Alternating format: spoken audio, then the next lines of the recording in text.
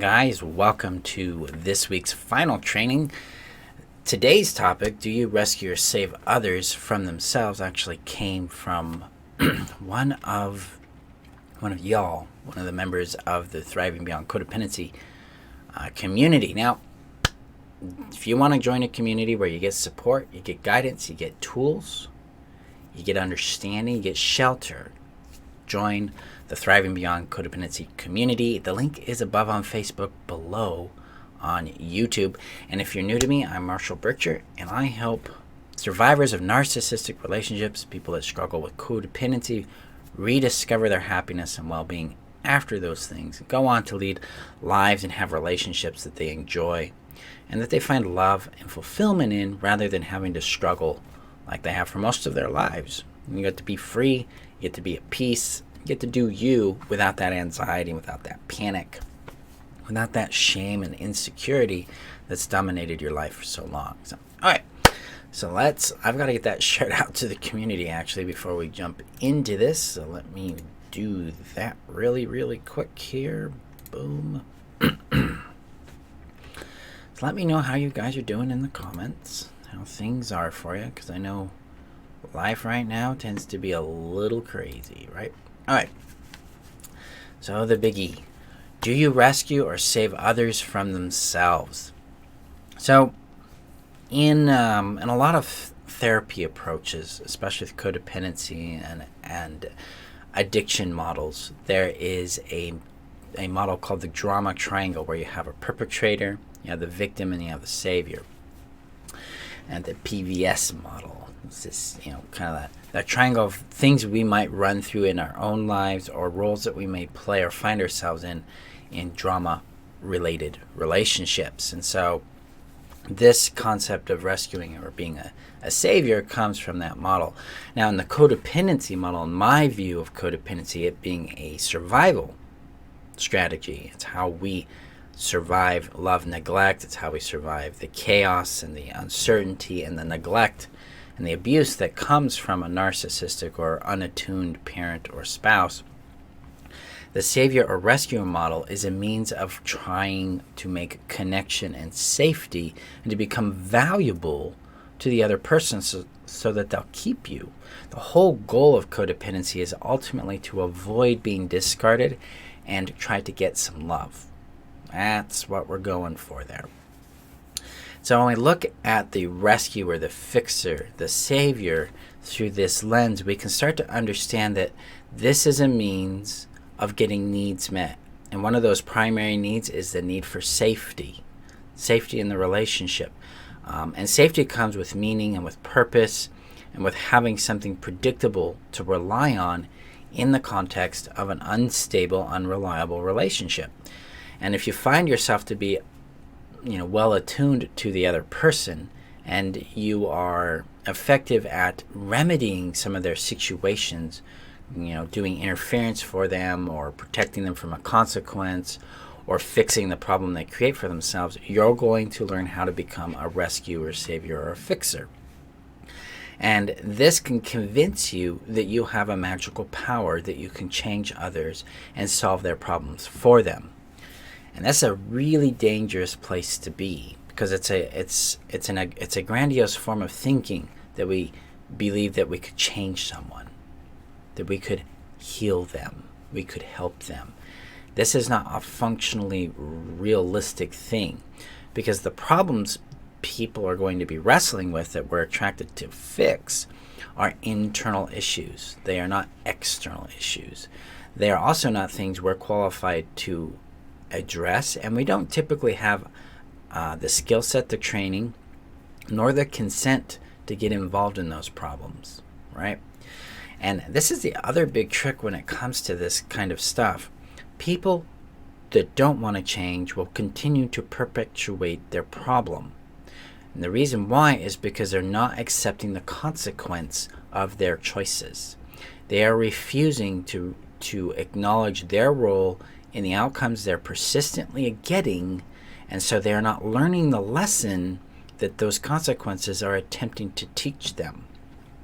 And so if a fixer, rescuer, or savior comes into that role, they start to actively interfere with the person's necessary growth. Okay? Consequences are lessons, they're teachers in that person's world.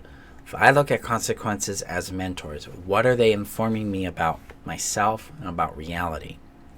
And from there, I can understand what to do differently. I can do some different experiments. I can learn something new. I can explore it. I can discuss it with people who've been through it.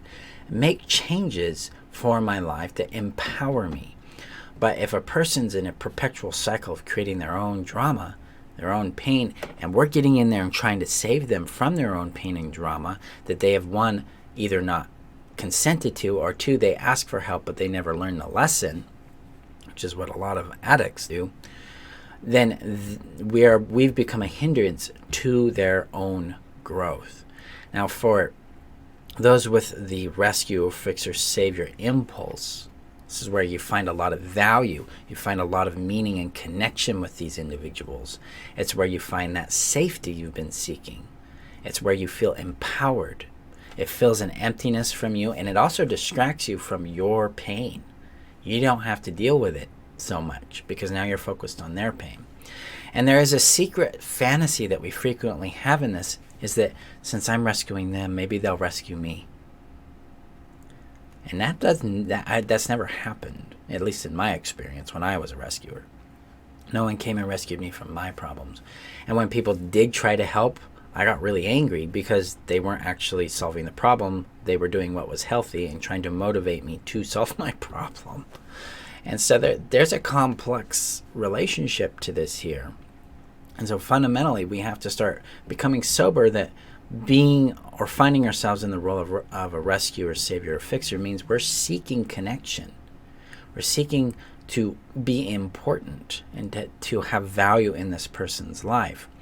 But now we have to get really honest with ourselves and acknowledge that this is not a healthy way of accomplishing that. We are actively interfering in the well-being of this person's growth despite what they're doing to themselves. Guys, people choose their consequences through their choices and actions, and they need to receive those consequences. And yep, sometimes it really, really sucks because they're doing things we know they're going to hurt through. But they need to experience that because that's what starts to wake them up. That's where the sobriety starts to show up for them. Because when they hit rock bottom, they experience the physics of the floor. That pain can start to wake them up. They may or may not wake up. That is on them. Okay? It is in their yard to wake up. You can't wake them up. Something in them has to click. Sometimes that doesn't click for people, and it is unfortunate. But you getting in there and trying to solve their problem for them or trying to make them face their problem isn't going to make it happen. The healthy form of helping is if someone asks for help, and then you empower them to go to professional resources to get that assistance. You do not provide the solution. You point to it and you say, hey, this is an option, go check it out. See what they do. That's empowerment. That's healthy helping. It's one of the most fundamental understandings we need to grasp here, is that helping another person directs them towards resources and then steps back and allows them to make their choices. That's how I respond with my clients and my students. You guys are making your choices. You're doing the work. You're getting the results. So the change you receive is you, not me. I'm not doing anything in that space. So, healthy helping is boundaried. It understands autonomy and consent, and it allows people to make their choices and receive their consequence. Unhealthy helping tries to interfere with that and rescue the person so that the rescuer can feel more comfortable, more empowered, more available to themselves, or feel like they have a sense of purpose. For rescuers, fixers, or saviors, your job is to start looking at your own pain. Start looking at the choices you're making that are painful for you. Start looking at how you're getting your needs met and how you're not.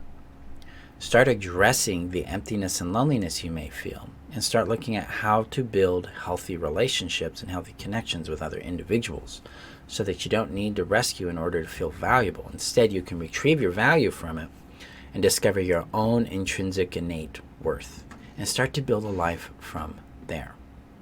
The other thing, and this is the big challenge for most codependents, is this. We need to become comfortable with being uncomfortable with other people's pain. Got to let them deal with their things. Let them do it. We empower ourselves and them by having this boundaried empathy, which means I'm okay with them. I'm okay with my discomfort with their discomfort or about their discomfort. Okay. I'm also okay with them letting them do what they do because I realize and respect their autonomy. I get out of the way.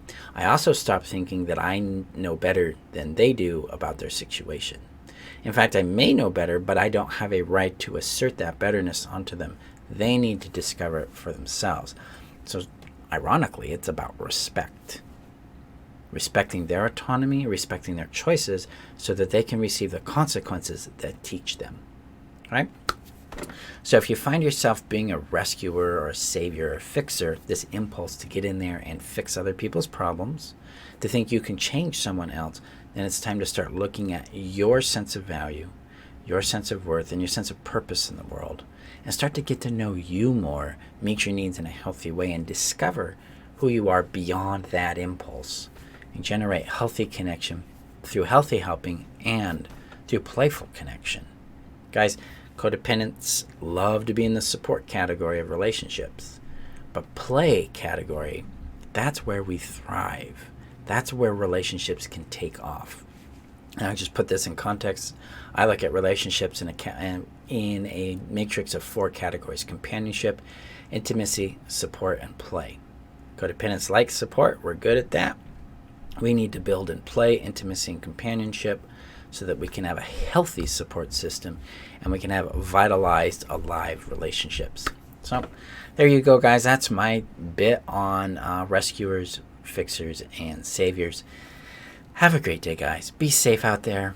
And remember that you're worth knowing, loving, and keeping. And I will see you guys in the next video. Okay, bye-bye.